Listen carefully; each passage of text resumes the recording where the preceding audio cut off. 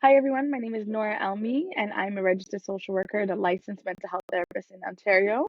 I'm the founder of Elmi Counseling and Wellness Services, and currently I'm working full time for myself in my private practice, where we offer individual, family, couples, children, and youth services.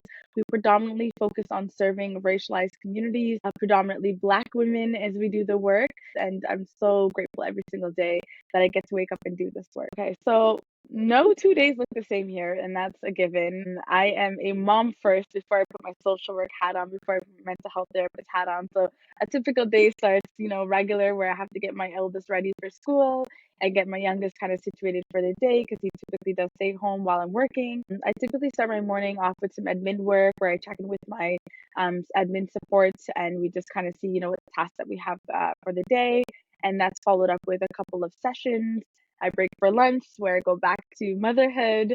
And then in the evening, I usually have maybe 1 to 2 sessions. And then after that, I typically do a couple hours of like creative projects. So this is where I, can put on my creative hat and like try to plan out some events, plan out some meetups, plan out some spaces where I can really bring together community. Like that's like where my 9 to 5 might be my individual like counseling work. I feel like my 5 to 9 is like really thinking about how do I create space and how do I create moments for community connection. And I take that very seriously. So that's what I do kind of in my evenings, the days I'm working. There are so many rewarding parts. Like I say that this work in general, it's possible, it's hard, and it's worth it. Like that's just my motto.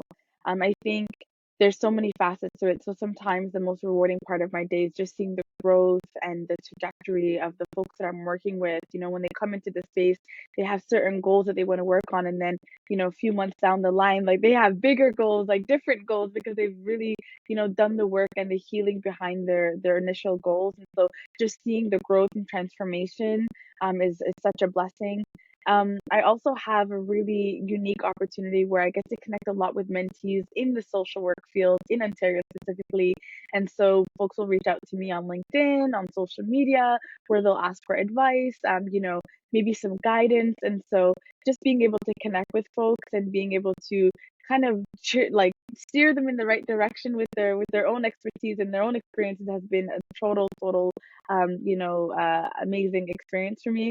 Just yesterday I was talking to somebody, and at the end of our conversation she was like, well, that's it, I'm applying to do my master's. And so just to be that person where folks can go to and feel encouraged and inspired to continue on their education, to take on new opportunities, but to also continue doing the amazing work that they're doing, to me it's like absolutely so rewarding. Yeah, I think um folks might ask, like, what makes you different, or why do you do the work that you do? And for me, it's because I see not just the individual, but I see us as a collective. I see us as a community, and it's predominantly as someone who's working with racialized individuals, predominantly Black individuals and Black women. I think it's so important to recognize that the person is political in the sense that it's not just an individual problem that you're dealing with when you're experiencing mental health challenges.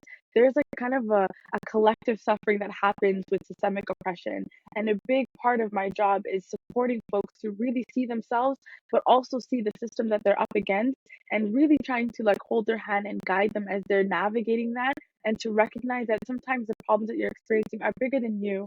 And when you don't have a space that sees you, that hears you, that can hold that space for you, you end up taking on a lot of those burdens.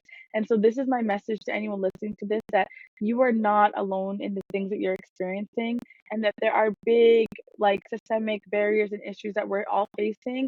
And it's really important that we support each other as a collective and as a community as we navigate that, and that we do the work around advocacy and social justice. I'm not just saying it, right, but really embodying the work so that folks can start to live like a life of wellness, freedom, and liberation, like worldwide.